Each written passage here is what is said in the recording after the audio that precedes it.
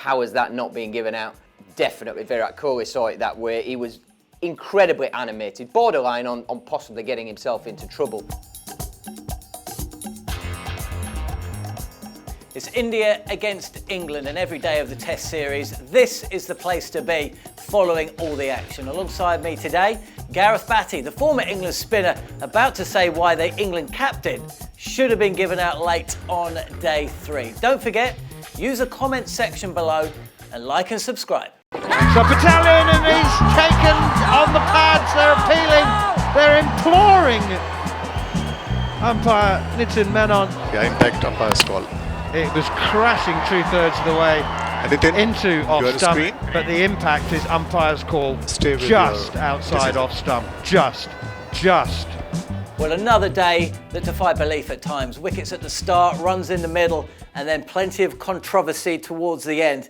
We're going to be speaking about Ravichandran Ashwin with bat and with ball, but first off, Joe Root, right at the end of day 3, you can see what the captain of India thought about the decision to give him not out on the field. Very lucky to still be there.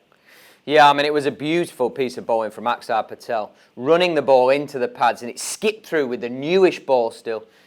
It looked initially live like it was just salmon, smack in front of all three. As you we got the advantage of the replay, as you rolled it back, you were just saying, well, I can understand a little bit, because Joe Root looked as though he got far enough across that it might have hit him outside the line with his right knee. He could have got some bat on it.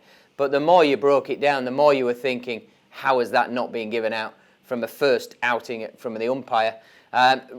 Definitely Virat Kohli saw it that way. He was incredibly animated, borderline on possibly getting himself into trouble, because I think he saw what a massive moment in today's play it would have been. I think the outcome is pretty inevitable, but I think for the signs and the I suppose the momentum that India had built up, it was so important on the day, really. Yeah, absolutely. I mean, cast your mind back to that first Test match. Virat Kohli came out and batted beautifully well in the second innings, in a losing cause, but then he took that form into the second Test match. And that's what Virat Kohli will be very, very hopeful doesn't happen, whatever occurs on day 4. But still, plenty to get on with, and we've really got to speak about one man and one man only. And the crowd can now go officially bonkers, because Ravichandran Ashwin takes his helmet off. He goes to 100. What a moment on day 3, and it was one, I think it's fair to say, especially when India lost those quick wickets earlier on in the piece. Here in the UK, the last 24 hours has all been about the state of the Chennai track. Well, Ravichandran Ashwin put that to bed, didn't he? With that magnificent century. If England thought they may have just a sniff with those early wickets, by the end of India's innings, they were passengers.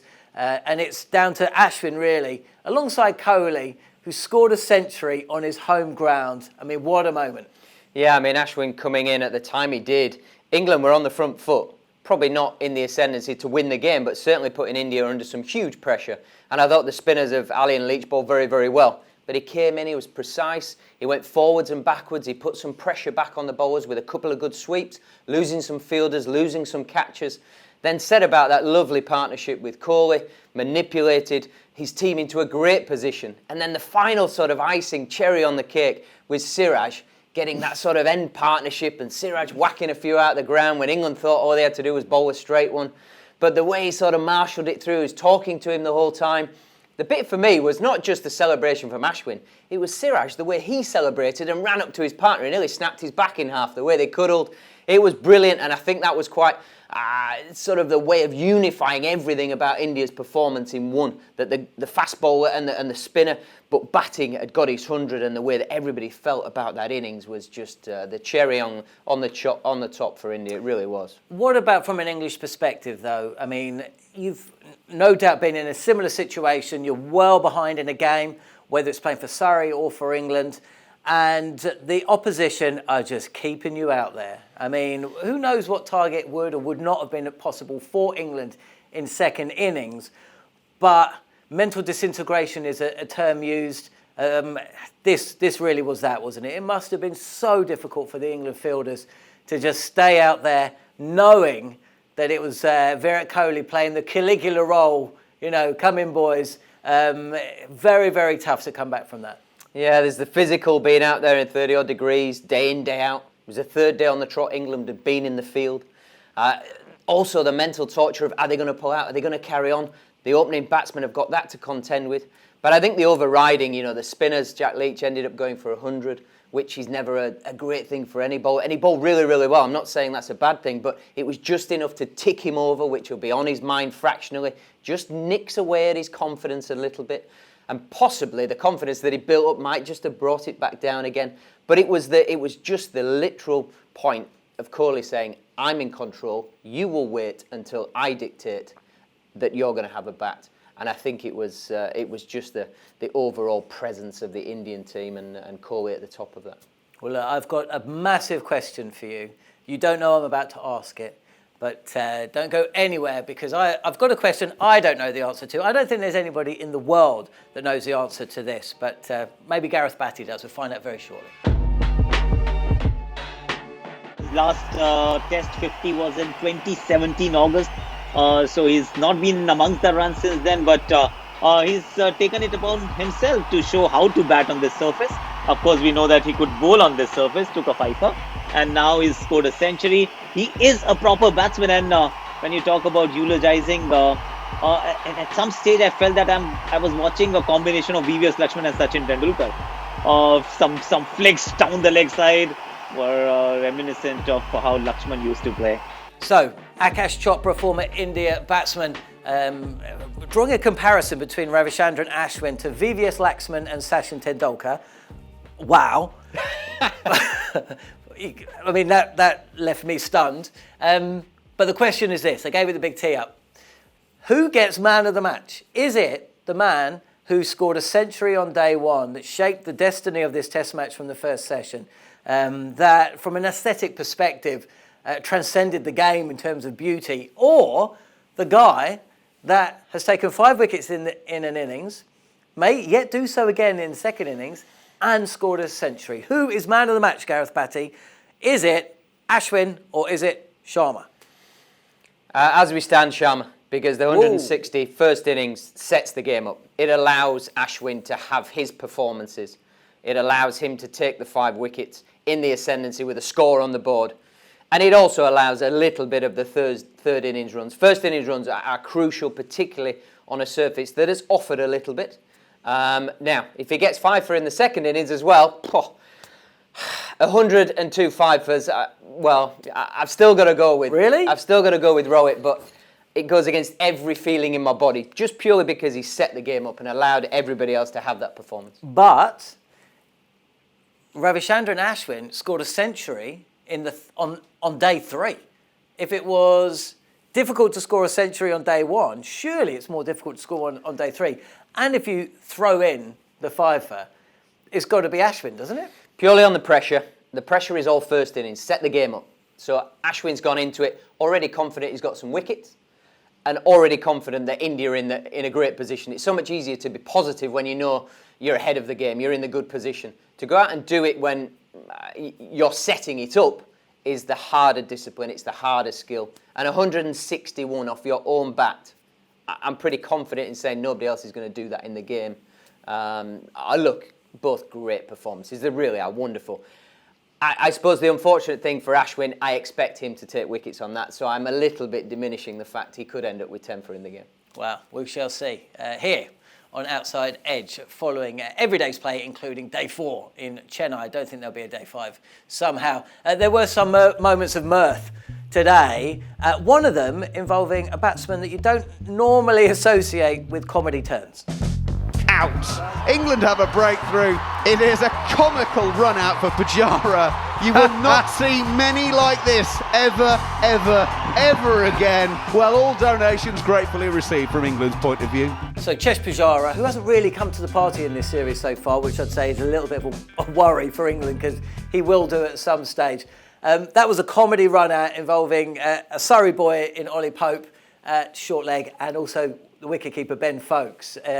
Yeah, it made me smile. It was about 20 past 4 in the morning in the UK, and as you heard, you had Goffey laughing, Macca laughing, everybody was laughing in the commentary box. The batsman desperately trying to get back, jamming his bat into the ground, flipping over, and you could almost see Pujara slapping his forehead even before the bails had been taken off. Yeah, I mean, he almost had a wry smile as if to say, I mean, anyway. So he didn't realise the enormity as it happened. But as it was happening, Goffey, you could hear him start laughing. I was on air with him. And it was just that sort of circus element to it. You were expecting some clowns to come on the field. It was beach balls kicked around, the odd elephant in the corner. It was just weird. It just the sort of thing that you don't associate with a master batsman.